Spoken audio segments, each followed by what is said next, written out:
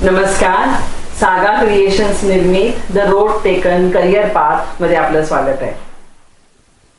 सागा क्रिएशन्स हे जीवन कौशल्य विकसित करणाऱ्या कार्यक्रमांची निर्मिती करतं. आज आपण मानसी खासनीस या आपल्या मैत्रिणीला भेटणार आहोत. तिची खासियत अशी आहे की ती एक सायंटिस्ट आहे. कॅन्सर वर तिचं रिसर्च चालू आहे आणि त्या रिसर्च संदर्भात आज आपण तिच्याशी बोलणार आहोत. तिने आयसर पुणे इथून PhD पूर्ण केलेली आहे. तिची स्वतःची एक स्टार्टअप कंपनी आहे आणि त्या कंपनी मार्फत तिचे स्वतःचे रिसर्च चालू असतं. यासोबतच तिचे 3 इन्क्युबेशन प्रोजेक्ट चालू आहेत. ती गायिका आहे. अशी ऑक्टँगल पर्सनॅलिटी आज आपल्यासोबत गप्पा मारण्यासाठी आलेली आहे. तर तिच्याशी आपण बोलूया. नमस्कार मानसी. आज सागा क्रिएशन्स मध्ये तू आल्याबद्दल तुझे धन्यवाद.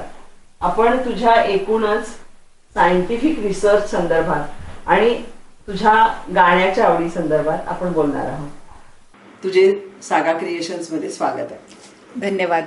सागा क्रिएशन्स मध्ये मला बोलवल्याबद्दल खूप धन्यवाद. मानसी, परवा आपण भेटलो तेव्हा मला तुझ्याबद्दल एकूणच अशी उत्सुकता होती, कारण आतापर्यंत सायंटिफिक रिसर्च किंवा सायन्स बद्दल कॉलेजमध्ये जेवढं आजूबाजूला चाललेलं असतं त्याच संदर्भात फक्त माहिती होतं.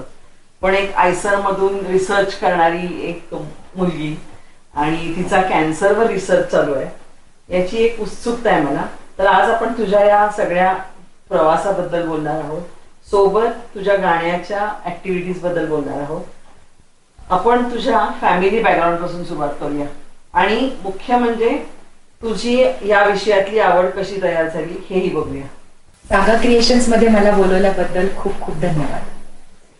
तुम्ही ज्या पद्धतीने विचारलं की माझी फॅमिली बॅकग्राऊंड, तर मी एका डॉक्टर फॅमिलीतनं येते. माझे आई वडील दोघे डॉक्टर आहेत. म्हणजे वडील आता वारले, पण दोघेही आई वडील MD वडघई गव्हर्नमेंट कॉलेजेस मधनं त्या काळी, आणि आई माझी गायनेकोलॉजिस्ट आहे आणि बाबा माझे इंटरनल मेडिसिन मध्ये MD होते. तर घरात असं अतिशय रिच एज्युकेशनल वातावरण होतं, त्यामुळे तिथनं इन्स्पिरेशन होतं की मेडिकल फील्डमध्ये काहीतरी करायचं आहे. जसं सगळे सरदोपट विचार करतात डॉक्टर व्हायचं का इंजिनियर व्हायचं, तसंच आमच्याही घरी होतं आणि मलाही डॉक्टरच व्हायचं होतं.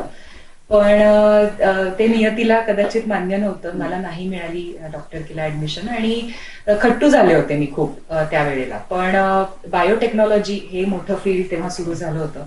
पुण्यामध्ये त्याचे कॉलेजेस नव्हते, फक्त इन्स्टिट्यूट ऑफ बायोटेक्नॉलॉजी आणि बायोइन्फॉर्मॅटिक्स, IBB जे म्हणतो तेवढंच होतं तेव्हा. आणि सोबतच BSc चे कोर्सेस होते पुण्यामध्ये बायोटेक्नॉलॉजीचे. हे सोडता बायोटेक्नॉलॉजीचं काही नव्हतं. सो या क्षेत्रात पाऊल टाकायचं की नाही हा खूप मोठा प्रश्न माझ्या पुढे होता. तर मी आणि कोणी गाईड करायला नव्हतं त्या काळी. बायोटेक झालेले म्हणा किंवा काही जे लोक भेटतात ते फक्त 2-3-5 सांगू शकतात. आणि मला वाटतं इंटरनेट पण कमी होतं त्यावेळेला. इंटरनेट नव्हतं, डायलअप कनेक्शन होतं. आणि जे काही रेफरन्सेस मिळायचे ते सगळे ओव्हरसीज मिळायचे. सगळे बाहेरच्या देशात काय काय चालू आहे ते मिळायचं. भारतात काय अव्हेन्यूज आहेत ते नाही. त्यात असं एक कॉम्प्लिकेशन होतं की माझी बहीण सख्खी ती मतिमंद होती. तर तिचं आणि माझं नातं इतकं जवळचं होतं की तिला सोडून आणि कुठे जायचं किंवा काही करायचं असं माझी मानसिक तयारी नव्हती. कारण तिला मानसिक दृष्ट्या माझी फार गरज असायची त्यावेळेला. मग आता करायचं काय, कशा पद्धतीने परस्यू करायचं. तर खूप रिस्क टेकिंग म्हणतात ना, तो ऍपेटाईट माझा सुरुवातीपासून होता. तेव्हा मी पुण्यातलं पहिली बॅच इंजिनिअरिंगची बायोटेक्नॉलॉजीची सिंहगड कॉलेजमध्ये सुरू झाली आणि ती आमच्या इंजिनिअरिंगच्या राऊंड्स मध्ये झळकायला लागली की BE बायोटेक असं आलं. तर हा कोर्स अपील झाला. त्याचा सिलेबस बघण्यासाठी मी सिंहगड कॉलेजला गेले तर डिपार्टमेंट एक्झिस्टेड नव्हतं तिकडे. तर तेव्हा डिपार्टमेंट सुरू व्हायचं होतं पण कोर्स रजिस्टर झाला होता under university of Pune. Risk taking appetite, मी घेतली ऍडमिशन. माझे आई बाबा माझ्या पाठीशी उभे राहिले आणि ऍडमिशन घेतल्यानंतर पूर्ण या सगळ्या जर्नीमध्ये आई बाबांनी माझ्या म्हणजे मेडिकल बॅकग्राऊंड मधनं जे काही त्यांना देता येईल, ज्या काही गॅप्स होत्या मेडिकल फील्डमध्ये, ते मला सांगत सांगत सांगत त्यांचे जे ओव्हर लंच ओव्हर डिनर जे काही डिस्कशन असायचे त्यातनं हळूहळू जे नॅचरली मी पिकअप करत गेले, आय थिंक त्याचा मला फायदा आता होता. तुझ्या बायोमध्ये असे तू स्ट्रक्चरल बायोलॉजिस्ट म्हणजे काय?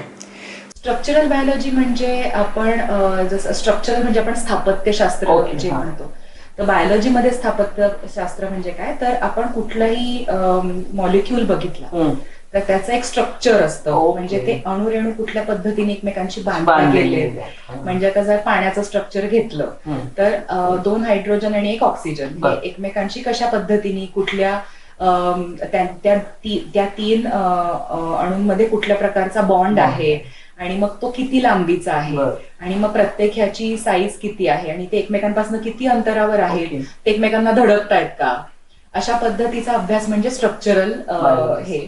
पण ते बायोलॉजीत जेव्हा अप्लाय होतं तेव्हा त्याला स्ट्रक्चरल बायोलॉजी. मग त्याचा फायदा तुला तुझ्या रिसर्चमध्ये झाला स्ट्रक्चरल बायोलॉजी, आणि आता सध्या तुझी पीएचडी आणि तुझं पुढचं सगळं शिक्षण, तर त्याचा फायदा झाला का तो त्या तुझ्या स्ट्रक्चरल बायोलॉजीचं? नाही, आता असं इंटरेस्टिंगली असं झालं की बायोटेक इंजिनियर झाल्यानंतर अगेन फर्स्ट बॅच, तर लोकांना कल्पना नव्हती काय करायचं, तर 80% लोकांनी प्रेफर केलं की बाहेर जाऊयात, आपण MS करूया किंवा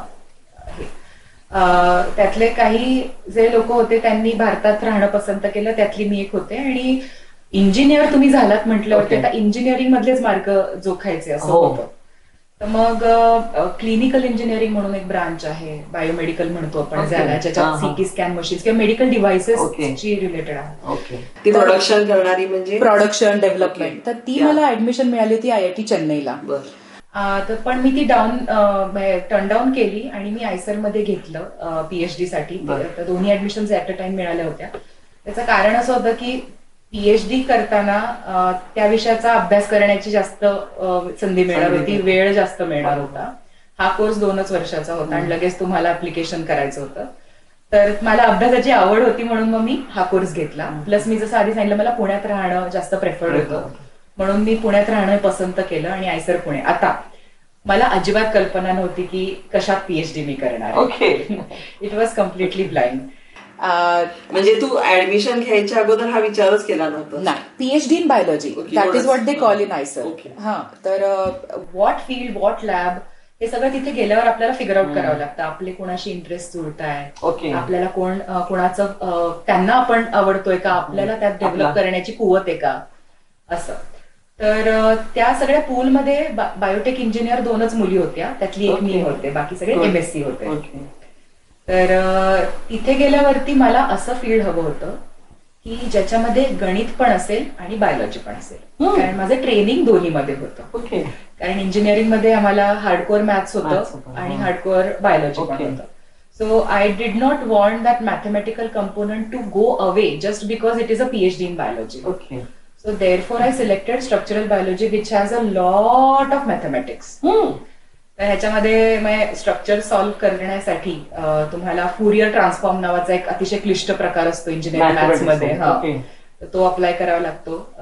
तर मला असंच फील्ड हवं होतं की जे इंटरसेक्शन वरती असते.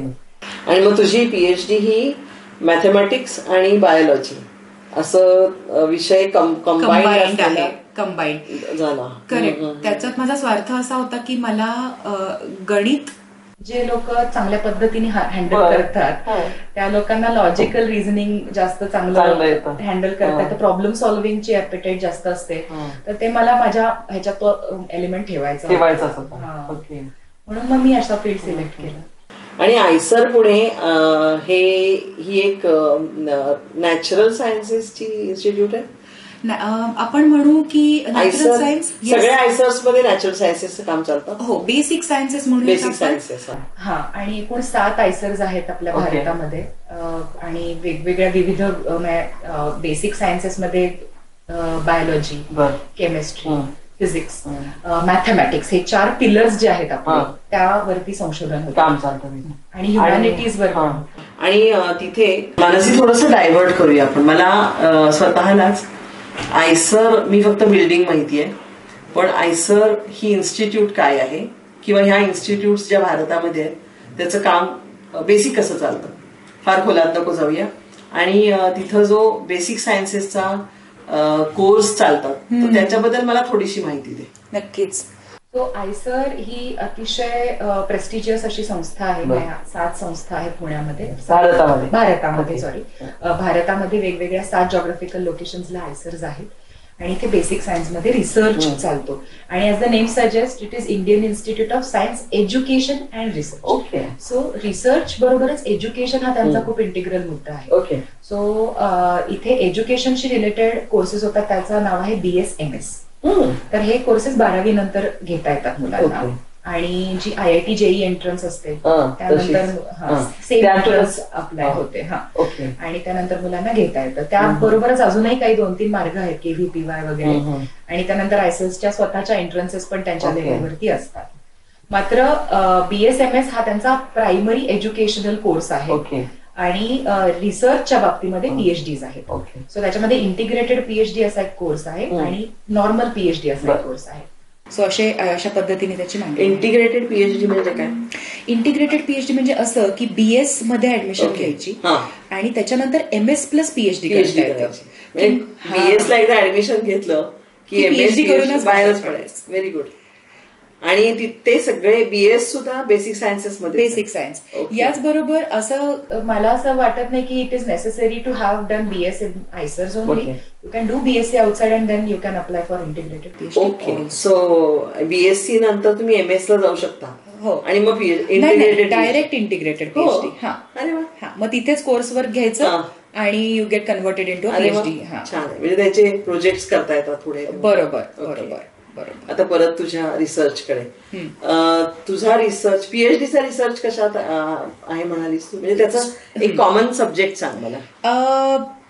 सांगायचं झालं तर स्ट्रक्चरल बायोलॉजी हा ब्रॉडर थीम. त्याच्यामध्ये एक विषय आपण सिलेक्ट जो करतो तर तो आमचा होता की जीवाणू जे आहेत E-coli ज्याला आपण म्हणतो, त्या E-coli मध्ये विषाणूचा जेव्हा हल्ला होतो, जसा आपल्यावर विषाणूचा हल्ला होतो तसा त्या जीवाणूंवरही होतो.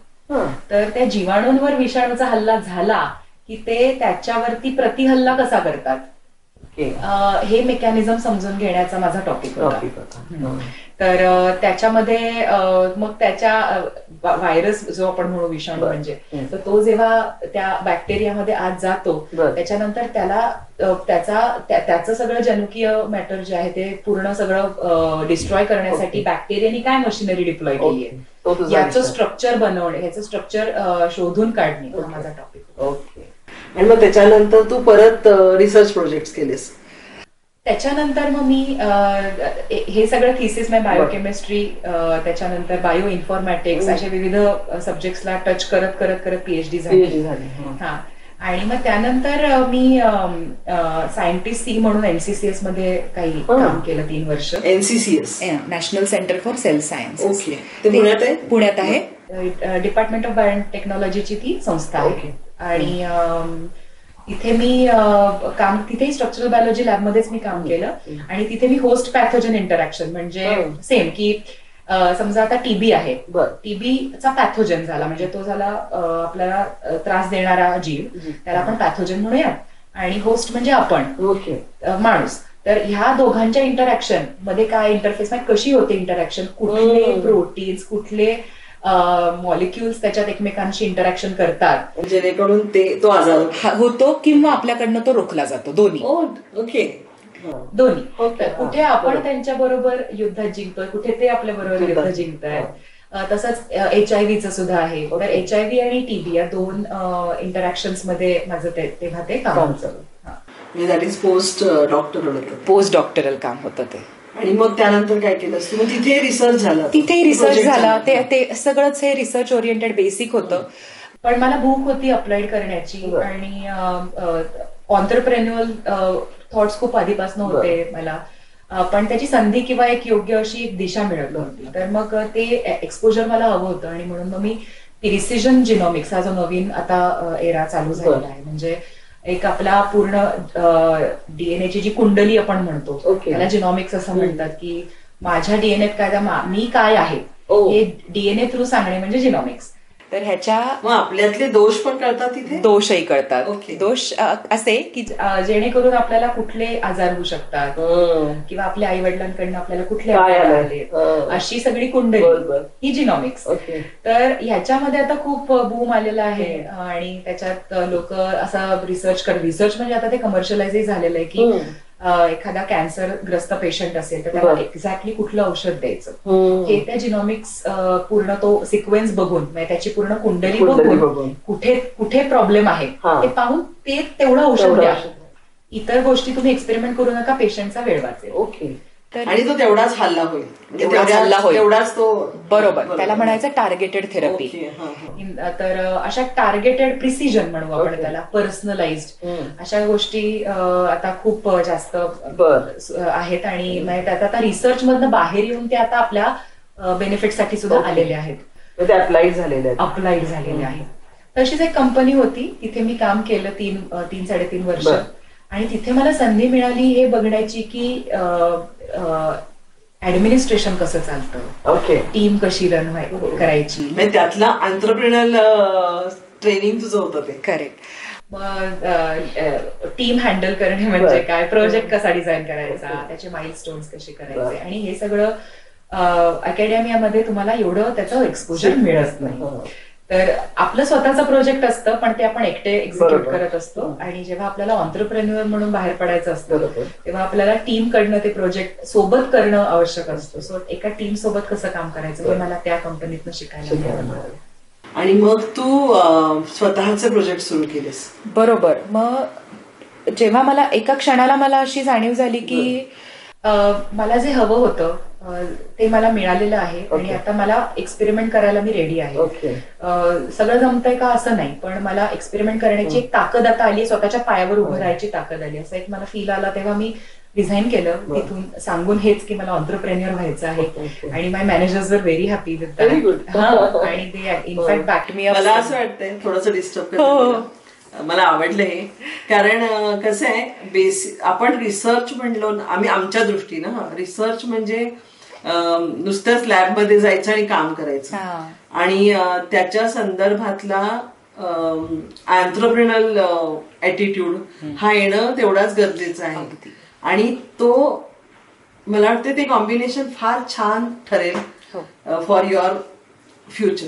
करेक्ट. बरोबर. म्हणजे हे खरं तर आपल्या समोरच्या तरुण मित्रमैत्रिणींनी याचा जरूर विचार करावा. कारण कंपनीत काम करत असताना डोळे झाकून काम करण्यापेक्षा तू म्हणतेस तसं तुला जे 3 वर्ष शिकायला मिळालं आणि कारण तू डोळे झाकून नाही काम केलंस, तिथं त्यावेळेला तू ऑब्झर्व करत गेलीस की आपल्याला स्वतःला जर का उभं राहायचं असेल तर हे स्किल्स पण आले पाहिजे. बरोबर. बरोबर. अगदी बरोबर. आणि ते माझं असं अपील आहे सगळ्या मित्रमैत्रिणींना की तुम्ही कुठलाही कोर्स करत असा, प्रोजेक्ट जेव्हा तुम्ही कराल, एमएससीचं झालं, इंजिनिअरिंगचं झालं, पीएचडीचं झालं, तिथे कुठेतरी प्रोजेक्ट मॅनेजमेंटचे स्किल्स येणं फार आवश्यक आहे. आणि ते जर का आपण सुरुवातीपासून डिप्लॉय केले, आणि आता इतकं ओपन एज्युकेशन झालेलं आहे, आपल्याला सगळीकडे शिकायला मिळतात, व्हिडिओज अवेलेबल आहेत, कोर्सेस अवेलेबल आहेत, तर कशा पद्धतीने आपलं काम आपण प्लॅन करू शकतो आणि शेवटच्या क्षणापर्यंत न थांबता सुरुवातीपासून कुठे अडचणी येणार आहेत त्याच्यावर कशी मात करायची, आपल्याकडे प्लॅन बी रेडी आहे का, माझ्याकडे हव्या त्या लागणाऱ्या सगळ्या गोष्टी आहेत का, हे सगळं आधीपासून बघणं. जर आपण आधीपासूनच आपल्या सुरुवात केली तर मला वाटतं आपला देश खूप पुढे जाईल असं मला वाटतं. स्वतःला ऑब्झर्व करायला पण शिकलं पाहिजे. करेक्ट. अगदी बरोबर. मग तू तिथून बाहेर पडली. तिथून मी बाहेर पडले आणि ऑन्टरप्रेन्युअर व्हायचं एवढं माहिती होतं, बायोटेक मध्ये करायचं हेही माहिती होतं. तर the first step I did was to understand what an entrepreneurship means आणि what do I need to do to sustain. पहिली गोष्ट तरी होती की फायनान्शियल स्टॅबिलिटी आहे का फॉर अनदर 5 years, कारण पुढची 5 वर्ष गोष्टी फेल होणार आहेत, गोष्टी वर्कआउट होणार आहेत, परत फेल होणार आहेत, परत वर्कआउट होणार आहेत, असं करता करता. आणि बायोटेक हा असा सेक्टर आहे health care to be honest की ज्याच्यामध्ये जेस्टेशन पिरियड ज्याला आपण म्हणतो जास्ती आहे. खूपच जास्ती. व्हॉट इज जेस्टेशन पिरियड म्हणजे असा पिरियड की ज्याच्यामध्ये तुम्ही तुमच्या कोशामध्ये ते प्रॉडक्ट डेव्हलप करताय आणि तुम्हाला तुमच्या कस्टमर पर्यंत ते पोहोचवण्यासाठी अनेक गोष्टी करायला लागतात. हा, तर तो जेस्टेशन पिरियड खूप मोठा आहे. ओके. त्यामुळे तुम्हाला पैसे येण्याची जी तुमची फेज आहे रेव्हेन्यू उशिरा सुरू होते. खूप उशिरा सुरू होते. ओके. सो तिथे खूप मोठी रिस्क असते जेव्हा बरं. तुम्ही हा डिसिजन घेता की मी माझी नोकरी सोडते आणि मी बिझनेस करते. ओके. तर त्यावेळी तुम्हाला फॅमिलीचं बॅकिंग खूप महत्वाचं असतं. मी तुला तेच विचारणार होते. अगदी अगदी. तर मी माझ्या नवऱ्याबरोबर बसून आम्ही डिस्कशन केलं, बरं. माझ्या सासू सासऱ्यांबरोबर आई बरोबर बसून डिस्कशन केलं की मी हा निर्णय घेते बरं. आणि पुढची 5 वर्ष मला काहीही कमवता येणार नाही. Exactly. तर खूप unstable आर असेल सगळं. We ready to take this up. आणि जेव्हा सगळ्यांकडनं वेईन होतं तेव्हाच मला बळ मिळालं. आणि सुदैव असं की जो प्रॉब्लेम स्टेटमेंट मी अधोरेखित केला की यावरती मला काम करायचंय, त्या प्रॉब्लेम स्टेटमेंट मध्येच एक्सपर्टीज असणारी माझी खूप जवळची मैत्रीण होती आणि ती माझ्या बरोबर जॉईन झाली आणि आम्ही दोघींनी सोबत सुरू केलं. ओके. तो स्टार्टअप काय आहे? स्टार्टअप आहे लंग कॅन्सर मध्ये. आपण स्टार्टअपचं नाव काय? स्टार्टअपचं नाव आहे बायोमार्क IQ. ओके. आणि याचा एक ट्रिगर होता, एक इंटरेस्टिंग, म्हणजे प्रत्येक एक आयडियाला एक ट्रिगर असतो का आपण हे करायचं. हा, म्हणजे अचानक सापडतं ते. हा. तर जेव्हा मी रिझाईन करण्याच्या मोडमध्ये होते, ऑन्टरप्रेन्युअल थॉट्स जेव्हा माझ्या डोक्यात होते, तेव्हा माझे वडील आजारी पडले. ओके. आणि ही was himself, as I told, he was a doctor. Okay. तर ते त्यांना फुफ्फुसाचा आजार झाला एवढंच आम्हाला निदान झालं. काय, कसं, केव्हा, हे इतकं वेग होतं आणि तो कर्करोग नाही एवढं आम्हाला माहित होतं. पण त्याचं जे प्रोग्नोसिस आपण म्हणतो किंवा जे दिसत होतं, ज्या पद्धतीने त्यांची प्रकृती ढासळत होती ती अगदी कॅन्सर सारखी होती. आणि तिथे गॅप दिसली. आणि since he was himself a doctor, he said that there is some gap here, की मला कळत नाहीये की हा कॅन्सर आहे की नाही. ओके. आणि सिन्स ही वॉज ओल्ड, बायोप्सीसाठी फिट नव्हते, मग कसं निदान करायचं. म्हणजे एकदा थोडंसं डिस्टर्ब करते अगदी की आता माझ्या एकदम लक्षात आलं की हे ज्या फॅमिलीमध्ये डॉक्टर्स आहेत, तुझ्यासारखी त्याच सायन्सेसमध्ये काम करणारी आहे, त्यांना इतकं कन्फ्युजन असू शकतं. तर सामान्य लोकांचं काय होत असतं. अगदी 100%. आणि ज्या मनस्थितीमध्ये पेशंट असतो जेव्हा त्याला अशा पद्धतीच्या गोष्टी, कॅन्सर मला नाही हे जरी मी सांगितलं ना तरी त्यांची मनस्थिती खूप सुधारते. तर मला त्यांना ते सांगायचं होतं की तुम्हाला कॅन्सर नाहीये किंवा कोणाला सांग, पण कसं सांगू. आणि पण ते ढासळत होते. आणि डायग्नोसिस पासून healthy man one fine day starts to have breathing problems आणि इन अंडर 6 months व्हेंटिलेटर वरती आणि expires. That was his journey. So we माझी आई पण डॉक्टर असल्यामुळे आम्ही दोघींनी खूप डिस्कस केलं यावरती की काय असू शकेल, आपण कुठे काही करू शकत होतो का, कुठे आपण चांगलं करू शकत होतो का. सो ॲज अ बायोटेक्नॉलॉजिस्ट आणि as a person who had worked in a company which was working in cancer biology, I thought that we ought to develop something that tells people not just they have cancer, but also that they do not have cancer. Both. So याला म्हणायचं that virus can deteriorate your health. असंही होऊ शकतं नाही का, cancer जरी नसला तर. हो बरोबर. तर कॅन्सर नाही तुम्हाला, आता तुम्ही दुसऱ्या वाटा बघा आणि तुम्ही मानसिकरित्या खचू नका. ओके. तर एक मानसिकरित्या खचण्याची जी प्रोसेस होती ती पण मी खूप जवळनं पाहिली की मी आता नाही तर जगू नाही शकत, ही जी एक प्रोसेस होती. तर आणि ऍज यू सेड की एखादी गोष्ट निदान केल्यानंतर त्याचा ट्रॅजेक्टरी कशी असणार आहे, ती किती वेळ तशीच राहणार आहे, किती पटकन सिंक होणार आहे, हे पण आपल्याला कळू शकतं. तर हे आपण जर का शोधलं तर ते चांगलं राहील. मग आम्ही विचार केला की ही प्रोसेस अशी पाहिजे की ज्याच्यासाठी बायोप्सीची गरज नसली पाहिजे. बायोप्सी म्हणजे असं की तुम्ही त्या अवयवात जाऊन तिथला ट्युमर मधनं तिथला एक सॅम्पल उचलून आणणार, नमुना, आणि तो नमुना तुम्ही पॅथ लॅब मध्ये बघणार, टेस्ट करणार. या प्रोसेसमध्ये लंग्स हे असे ऑर्गन्स आहेत ज्याची बायोप्सी खूप कठीण आहे. लंग्स कोलॅप्स होण्याची भीती असते, पेशंट्स रेडी होत नाहीत, पेशंट्स ओल्ड असतात, डॉक्टरांना सुद्धा ऍडवाइस करायला खूप इगर नसतात की तुम्ही हे लंग बायोप्सी वगैरे करा. खूप टोकाचा निर्णय असतो. तर मग आपण अशी सोपी पद्धत शोधू शकतो का की जी ब्लड ड्रॉ करून आपल्याला कळू शकेल. तर मग आम्ही प्रूफ ऑफ कॉन्सेप्ट ज्याला म्हणतो, कुठल्याही स्टार्टअपचं पहिली पायरी असते की तुम्ही प्रूफ ऑफ कॉन्सेप्ट बघा. You have a concept, is there a proof for it, can you prove it that this concept can be work. तर we both of us we started working on it. आणि another thing which I want to tell की usually what people do is they first prove the concept and then they go on to register the company. आमच्या केसमध्ये आम्ही आधी company register करून आलो आणि त्याच्यानंतर आम्ही सुरू केलं, कारण तो कॉन्फिडन्स होता की हे होईल. आणि मग वी गॅदर्ड टीम. आम्हाला एक लक्षात आलं की आम्हाला मशीन लर्निंग ह्याच्यात लागणार आहे. Just biology is not sufficient. We need an edge to increase the accuracy of what we are saying, आणि for that we need computer science. आणि त्यासाठी मग मशीन लर्निंगची आवश्यकता होती. So we got a co-founder who is a talented engineer आणि young chap VIT मधनं engineering झालेलं आहे. त्याचं अनदर रिस्क टेकिंग सोल की जिथे सगळी मुलं जॉब्स कडे आणि मोठ्या फुगलेल्या पगारांकडे अट्रॅक्ट होतात या वयात, तर तिथे त्याची रिस्क टेकिंग ॲपेटाईट होती की तो आम्हाला जॉईन झाला आणि he is looking after. He was also ready to research. अगदी अगदी अगदी अगदी. सो ती आमची तिघांची टीम आणि आमची बायोमार्कर सायंटिस्टची टीम. आमच्याबरोबर काही इंटर्न्स जोडल्या गेले. पूर्ण भारतात मी ते ओपन केलं की आम्हाला गरज आहे इंटर्न्स. आणि ही टीम तुझ्याकडे जी तुझी सायंटिस्टची टीम आहे, तुझे असिस्टंट म्हणूया आपण त्यांना, तुझे मदतनीस, तर त्यांचं एज्युकेशन काय लागतं तुला? We generally look for MSc in biotechnology आणि BTech in biotechnology is also fine, both. आणि जर का मशीन लर्निंग मध्ये अथर्वला, म्हणजे माझा जो तिसरा को फाउंडर आहे, त्याच्या विंग मध्ये काम करायचं असेल तर कम्प्युटर सायन्सची degree is what he prefers. But त्यांना मग बायोलॉजीचं नॉलेज पाहिजे? काही गरज नाही. म्हणजे the way Atharva demonstrated to us at a point आम्हाला असं वाटलं की oh my God, are jobs are in difficult situation.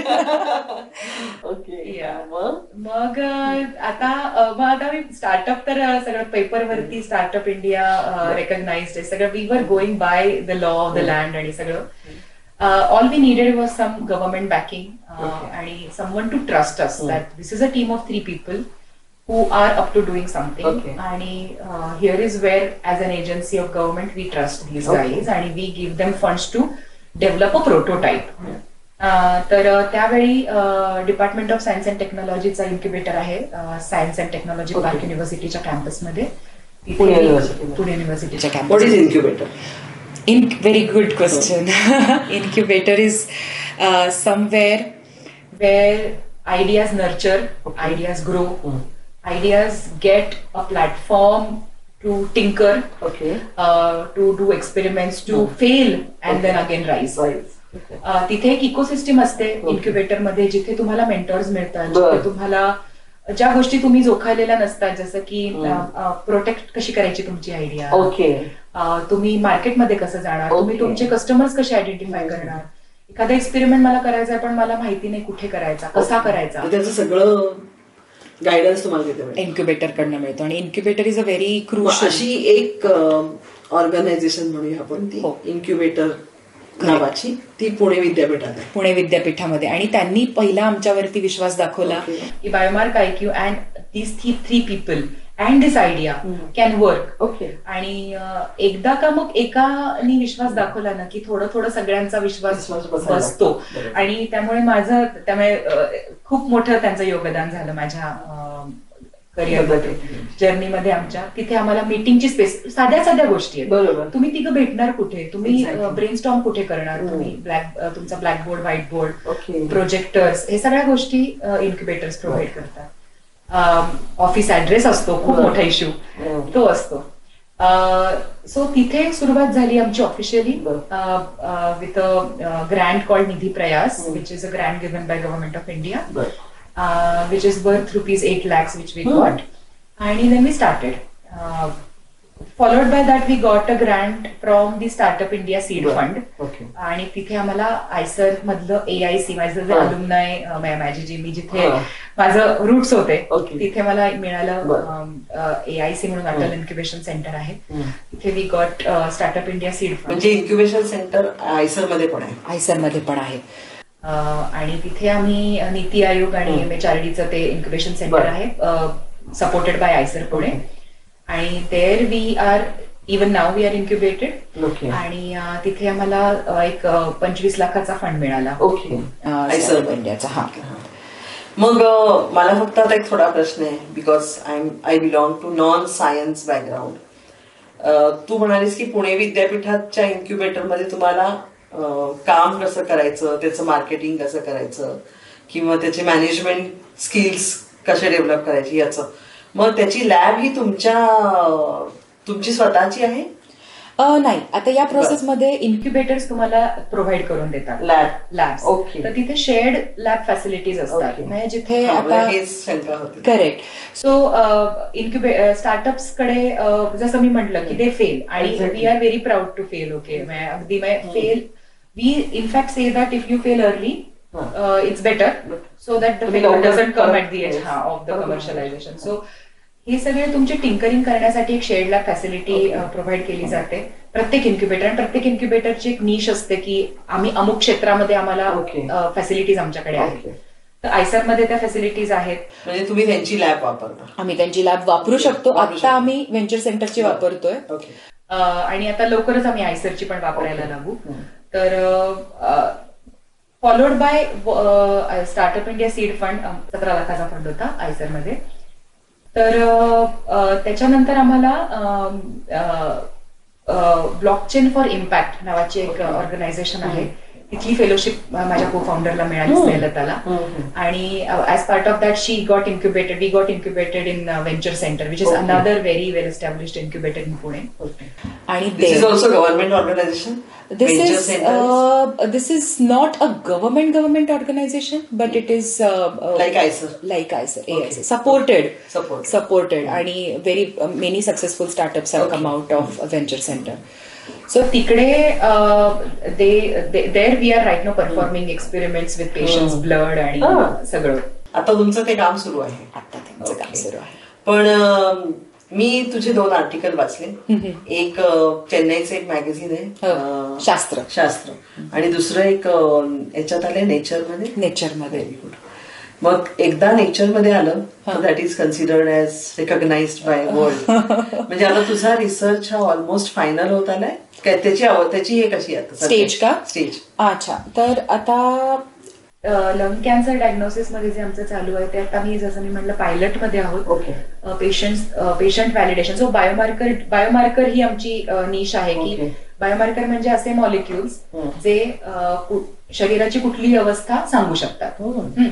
आता हे बायोमार्कर्स आम्ही आयडेंटिफाय केले आणि ते काम करतायत का आपल्या टेस्टमध्ये हे टेस्ट करण्याचं काम आता चालू आहे. तर ह्या स्टेजमध्ये आम्ही आहोत आणि ह्यानंतर आम्ही पेटंटला अप्लाय करू. प्रोव्हिजनल आमचं अप्लाय झालेलं आहे ना, फुल पेटंट आम्ही अप्लाय करू. So then you can have your production. Okay, good. म्हणजे आता तुझं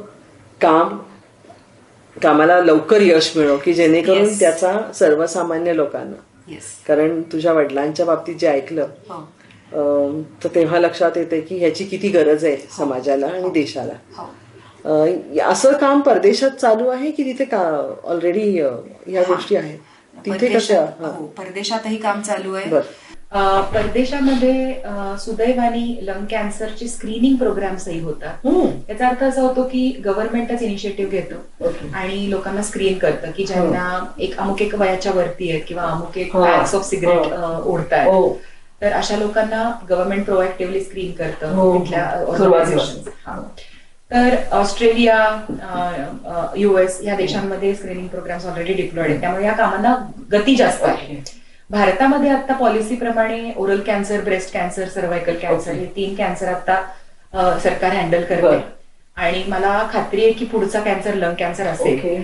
कारण की आपण लंग कॅन्सरमध्ये सर्वात जास्त मृत्यूचं प्रमाण जास्त आहे. कारण की उशिरा निदान उशिरा निदान झाल्यामुळे कमी इफेक्टिव्ह ट्रीटमेंट अशा पद्धतीने ते विशेष सायकल. तसा तो अवयव नाजूक आहे. नाजूक आहे, त्यामुळे नाजूक आहे. तुला लवकर यश मिळो. थँक्यू. खरंच कारण you are doing great job for society. Yes. आणि आपण आज भेटलो, मला याचा खूप आनंद आहे की मी तुला भेटतेय. आणि या निमित्तानं सगळेच लोक आज तुला ऐकतायत. तर आता मग हे तुमचं स्टार्टअप आता चालू आहे. मला फक्त एवढंच सांग की तू एक छोटस अशी काय संदेश देऊ शकशील येणाऱ्या ह्या आपली जी बेसिक सायन्सेस मध्ये जी मुलं काम करतायत, किंवा ते खरं तर थोडस माझं ऑब्झर्वेशन असं आहे की ते अनिच्छेने जातात बेसिक सायन्सेस मध्ये. तर तुझं काय सल्ला असेल त्यांना? अगदी बरोबर तुम्ही म्हणजे पॉइंट. कारण मी गेली 28 वर्ष या क्षेत्रात आहे आणि माझं ऑब्झर्वेशन आहे की इंजिनिअरिंग ट्राय करायचं, मेडिकल ट्राय करायचं, पण बेसिक सायन्सेसकडे फार लक्ष द्यायचं नाही. आणि जेव्हा ते येतात अभ्यासक्रमासाठी तेव्हा पण ते फार सिरियस असतात असं नाही. तर तू त्यांना काय सांगशील? मी त्यांना असंच सांगेन की जसं तुम्ही करेक्टली म्हणालात की don't choose this as a by exclusion career. जर का आपण बेसिक सायन्स केलं नाही तर आपण जे प्रोफेशनल्स आहेत, जे डॉक्टर्स आहेत, त्यांच्यासाठी त्यांच्या हातात जे वॅक्सिन्स आज आहेत, ज्यांच्या हातात जे मेडिसिन्स आज आहेत, ते सगळे बेसिक सायन्स मधून आलेले. जर आपण बेसिक सायन्स केलं नाही तर त्यांच्यासाठी आपण काहीच करू शकणार नाही. सो बेसिक सायन्स मधनच सगळ्या इनोव्हेशन्स होतात, डिस्कव्हरीज होतात, आणि त्याचं बॅकिंग असणं ते फील्ड कमी दर्जाचं नाही. ते अतिशय उच्च दर्जाचं फील्ड आहे आणि त्याच्यावरतीच सगळे सायन्सेस आधारित आहेत. जर का आपले फाउंडेशन्स क्लिअर नसतील तर जशी बिल्डिंग पडून जाऊ शकते, त्याचप्रमाणे आपल्या देशासाठी सुद्धा बेसिक सायन्स मध्ये ग्राउंड व्यवस्थित असणं फार आवश्यक आहे. तुझ्या स्टार्टअपला आमच्या शुभेच्छा आणि ते लवकरात लवकर उभं राहो ही आमची सदिच्छा. आता तुझ्या दुसऱ्या एका अतिशय सुंदर व्यक्तिमत्वाकडे येऊया की तू गायिका आहेस. तर तू गाणं पहिल्यापासून शिकत होतीस? हो, गाणं मी. आणि आता मला ते फार गमतीचं वाटायला लागलं की तू खरंच सायन्समध्ये खूप मोठं काम करतेस आणि झोकून देऊन काम करतेस. त्याचबरोबर तुझी गाण्याची आवड आहे, पण नुसतं गाणं म्हणत नाही असतो, तो एक तुझा एक पार्ट टाइम व्यवसाय पण आहे. बरोबर. तर ते कसं काय, आणि गाण्याची आवड इथून सुरुवात करूया आपण. बरोबर. तर माझ्या घरी परत सगळं फॅमिलीकडेच जातं. माझ्या घरी खूप सांगीतिक वातावरण होतं. माझे बाबा तबला वाजवायचे आणि त्यांनी ऍक्च्युली त्यांचे तबल्याचे मास्तर ते लहान असताना गाव सोडून गेले, म्हणून त्यांचं तबल्याचं शिक्षण अपूर्ण राहिलं होतं. मग ते मेडिकल कॉलेजमध्ये ऑर्केस्ट्रातनं कॉंगो बोंगो वाजव, कुठे काही वाजव, कुठे काही वाजव, on his own. He use to try different percussions. पण म्युझिकमध्ये अतिशय आवड, अतिशय रुची. माझा काकाही पेटी वाजवतो. त्याच्यानंतर माझी आजी, आत्या, सगळ्यांमध्ये वडिलांकडनं खूप संगीताचा वारसा. तर मी जेव्हा लहान होते, साधारण एक 5-6 वर्षाची असेल, जस्ट मराठी माध्यमातून शिक्षण झालं होतं माझं. तर लिहायला शाळेची हिंदुस्थान अँटीबायोटिक्स पिंपरी. ओके. हे मी डेलिबरेटली विचारते कायमच सगळ्यांना, कारण थोडा परत तो की ह्यांची शाळा फार अगदी, तर तसं काही त्याला काही आधार नाही? अजिबात नाही. पूर्ण मराठी माध्यम, 1ली ते 10वी संपूर्ण मराठी. सेमी सुद्धा नाही, सेमी नव्हतं. तर वाचायला शिकले होते, मराठी वाचता वक्तृत्व असं सगळं चालू होतं. तेव्हा माझ्या बाबांनी ते 40शीत होते, त्यांनी पुन्हा तबला शिकण्याचा निर्णय घेतला. आणि मास्तर कुठलेही ऍक्सेप्ट करेना, 40शीतल्या माणसाला कोण शिकवणार तबला. आणि ते त्यावेळेला थोडंसं जरा अवघड होतं. आता त्यातला पण तो एक हे आलाय, ईज आलाय की ठीक आहे 40 सुरू करू शकता तुम्ही. बरोबर. चिंचवडमध्ये माझ्या बाबांनी आपटे म्हणून सर होते, आकाशवाणी कलावंत होते, त्यांना अतिशय मागे लागून, अक्षरशः मागे लागून मनवलं की तुम्ही मला शिकवा, मी तुमच्या वेळेप्रमाणे येतो, अर्धा तास का होईना, माझा हात वळेल की नाही माहिती नाही, पण मी येतो. आणि त्यांनी ती वेळ अशी ऍडजस्ट केली होती की जेव्हा मी त्यांच्या बरोबर येऊ शकेल. तर मी ते मला घेऊन जायचे, मी तिथे बसायचे फक्त, आणि ते जे काही शिकवायचे ते मी फक्त ऐकायचे. आणि काही शाळेत 3री-4थीत असेल, लिहून घेत असेल, जे काही बोल शिकवत, जे काही ताल शिकवतील ते मी लिहून घेत असेल.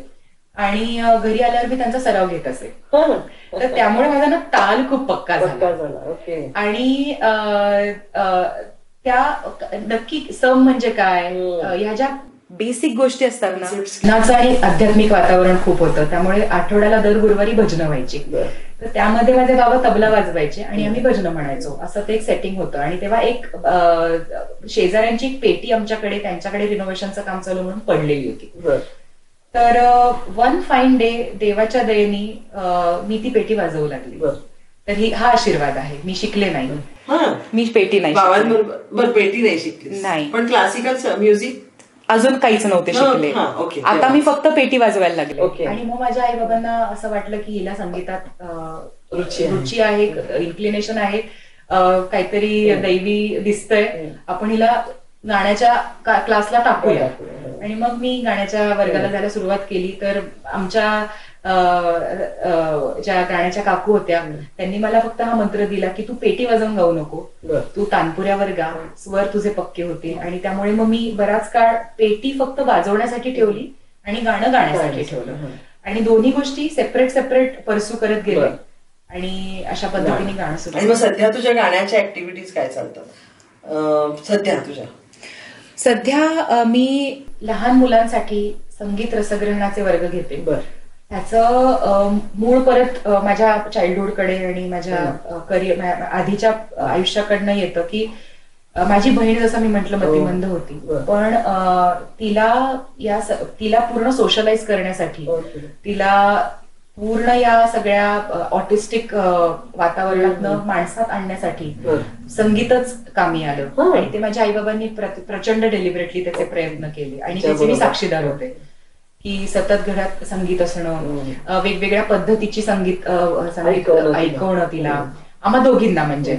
आणि त्याच्यात ती रमवून गेलेली मी बघितलं. आणि तिला भयंकर जनरली ऑटिस्टिक मुलं किंवा मतिमंद मुलं जी असतात ते अतिशय अग्रेसिव्ह असतात. त्यांना एखादी गोष्ट त्यांच्या मनाविरुद्ध घडली की चिडचिड करणं, फेकाफेकी करणं किंवा अतिशय रेबेलियस असतात. तर तिला शांत होताना मी बघितलेलं आहे गाण्यामुळे. एक पर्टिक्युलर काही ध्वनिफिती होत्या, जसं की प्रभा अत्रेंची ध्वनिफीत झाली, राग कलावती आहे त्यांचा, त्याच्यानंतर विष्णू सहस्त्रनाम आहे एम एस सुब्बलक्ष्मींचं. अशा काही ध्वनिफिती होत्या ज्यांनी मॅजिकली तिच्या मनावरती पॉझिटिव्ह परिणाम होताना मी पाहिलाय. करुणा त्रिपदी.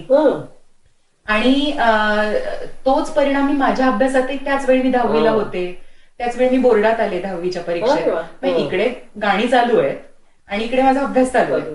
पण त्याचा कधी डिस्ट्रॅक्शन म्हणून फायदा हे नाही झाला, डिस्ट्रॅक्शन नाही झालं. So what I realised over a period of time की दिस वर्क ॲज अ थेरपी. तिला गीता संपूर्ण पाठ झाली, ती ओरली वाचता लिहिता येत नव्हतं, पण संपूर्ण गीतेचे सगळे अध्याय पाठ, पूर्ण विष्णू सहस्त्रनाम पाठ, ललिता सहस्त्रनाम पाठ. सो असे क्लिष्ट संस्कृत श्लोक, बॉलिवूडची सगळी गाणी, सगळी आपली मराठी भावगीतं, गाण्याच्या संस्कारांमुळे तिच्यावर ते झालं. तर यातनं मी शिकत गेले. आणि जेव्हा माझ्यावर ही वेळ आली की मला डिप्रेशन सारखं जेव्हा वाटू लागलं, मी पीएचडीत असताना, तेव्हा मी संगीताचा आधार घेतला. आणि हा खरं तर प्रयोग होता की आणि जो माझ्या नवऱ्याने माझ्यावरती केला की तुला कशात रस वाटत नाहीये, तुला काही करावंसं वाटत नाही, which are typical symptoms of depression. की I don't find anything interesting, I don't want to watch a movie, I don't want to go out anywhere, मला तुझ्याशी बोलावंसं वाटत नाही, मला स्वतःशी संवाद साधावासा वाटत नाही, मला गाणी सुद्धा ऐकावीशी वाटत नाही. स्टेज तुझी आली. तेव्हा मी साधारण 25 वर्षांची होते. आणि संगीत वगैरे ऐकणं वगैरे बंदच केलं होतं. कंटाळाच, नको असं व्हायचं. तर तेव्हा माझ्या नवऱ्याने मला टार्गेट दिलं की आज हे मी तुला 4 गाणी लिहून दिलेली आहेत की तू 3 महिन्यात कंपोज करायची. We are going live on stage, audience will be there, तुला परफॉर्म करायचं. टार्गेट दिलं, म्युझिकल टार्गेट होतं. कोइन्सिडेंटली, फॉर्च्युनेटली मला आयसर मध्येच असा ग्रुप मिळाला की जो माझ्यासारख्याच परिस्थितीत कमी जास्त प्रमाणात होता, की ज्यांना पण लॅब मधनं किंवा अकॅडमिक्स मधनं थोडासा एक ब्रीदिंग पिरियड हवा होता, संगीत हवं होतं आयुष्यात, आणि ते कसं आणायचं हे कळत नव्हतं. तर आम्ही सगळे एकत्र जमलो आणि आम्ही अगदी लॅब संपल्यानंतर 6-6 तास रात्री 1-1 वाजेपर्यंत प्रॅक्टिस करून परत दुसऱ्या दिवशी सकाळी लॅबला जाऊन अशा पद्धतीने 3 महिने करून आम्ही तो शो दिला. ओके. आणि it worked as a medicine. Very good. आणि we were just I mean, this was a landmark in our entire careers, everybody. आणि त्याच्यानंतर मी ठरवलं की जे काही करेन त्याच्यामध्ये संगीताला सोडणार नाही. ओके. मग कुठेही मी कुठलंही करिअर मी पुढे जे काही मी करेन त्याच्यात संगीत असलं पाहिजे. आणि त्यानंतर मग संगीत मला असं जाणवायला लागलं की अरे जे गातात त्यांनाच संगीताची मक्तेदारी का असायला पाहिजे. संगीत ऐकू पण शकते ना मी, जर का मला बरं नाही वाटत आहे आणि मला बरं व्हायचंय तर मला संगीत ऐकण्याची पण अक्कल असली पाहिजे. तर ते करण्यासाठी लहान वयोगट हा सर्वात जास्त माझ्या मुलीबरोबर तिला वाढवताना माझ्या लक्षात आलं की हे जे वय आहे ह्याच्यामध्ये जर ग्रूमिंग केलं तर तुम्ही एका पॉइंटला ते आठवून तुम्हाला त्याचा फायदा होईल. आणि मग त्याचे तुझे क्लासेस आणि त्याचे वर्कशॉप चालू आहेत. बरोबर. तर त्या प्रेरणेतनं मग बालगीत नावाची एक संकल्पना उदयाला आली ज्याच्यात वय वर्ष 1, इनफॅक्ट 8 महिन्याची बाळ आहेत. आणि ते ऐकतात. आईच्या मांडीवर बसतात आणि आम्ही पारंपरिक मराठी गीतं, लोकगीतं, शास्त्रीय गीतांमधले थोडे थोडे काही गोष्टी ज्या मुलांना अपील होती, भक्ती संगीत, अगदी विठू नामाचा गजर झाला, हे सगळं आम्ही घेतो आणि मुलांना जॉनी जॉनी एस पापाच्या पासून लांब नेण्याचं एक काम करण्याचं एक प्रयत्न आहे. मला असं वाटतं की थोडस मी इंग्लिश लिटरेचरची असल्यामुळं जॉनी जॉनी शिकू देत, त्यातलं सुद्धा संगीत शिकायला काही हरकत नाही. अगदी. पण ते त्याचं ब्लाइंड हे नको, ब्लाइंड त्यातलं सुद्धा चांगलं शिकायलाही हरकत नाही. अगदी. म्हणजे मी अगदी सहमत आहे. म्हणजे आता बालगीतमध्ये आम्ही इंग्लिश गाणी शिकवतो, जसं की साऊंड ऑफ म्युझिक मधली गाणी आहेत, अतिशय अभिरुचीपूर्ण गाणी. फक्त मुलांना आज त्याचं कार्टुनीकरण जे झालेलं आहे की फक्त हलक्या बाहुल्या दिसतात आणि मुलं फक्त त्याला डोळे चिकटवून बसतात, त्याचं संगीत गेलेलं तर व्हिज्युअल हे जास्त. तर त्याच्यावरती काम करणं आवश्यक आहे. खूप इंटरेस्टिंग आहे सगळं. आणि तुझा रिसर्च आणि तुझं सांगीतिक प्रवास हे दोन्ही फार छान चालू आहे आणि खूप इंटरेस्टिंग आहे आणि खूप आवडलं मला हे. आपण रिसर्च तुझा पूर्ण झाल्यानंतर आणि तेव्हा तुझी स्वतःची एक मोठी कंपनी तयार होईल तेव्हा एक आयकॉन म्हणून परत मला तुला प्रेझेंट करायला आवडेल. अगदी. कारण your journey is really inspirational. आतापर्यंत तू जे काही काम केलंयस आणि करतेयस ते खरंच फार महत्वाचं आहे आणि त्याच्या मागची तुझी भूमिका, तुझं काम करण्याची पद्धत आणि कष्ट खूप आहेत. तर ते परत आपण भेटूया. आता पुढे काय काय होत आहे याची उत्सुकता आहेच.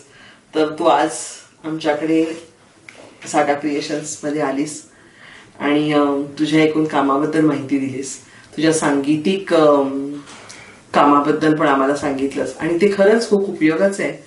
कारण हे दोन्हीचा मेळ साधला तर तुझ्यासारखं काम होऊ शकतं. हे एक मोठं उदाहरण आहे. तर आज तू आलीस त्याच्याबद्दल तुझे खरंच मनापासून आभार. थँक्यू. आणि याचा फायदा मला वाटतंय नक्कीच आपल्या तरुण मित्रमैत्रिणींना होईल. नक्कीच. तर सागा क्रिएशन्स तर्फे तुझा आभार. Thank you so much. धन्यवाद. नमस्कार. सागा क्रिएशन निर्मित द रोड टेकन करिअर पाथच्या आजच्या भागामध्ये आपण मानसी खासनीस तिला भेटलो आणि तिच्या रिसर्च संदर्भातल्या कथा, चुरस कथा आपण ऐकल्या.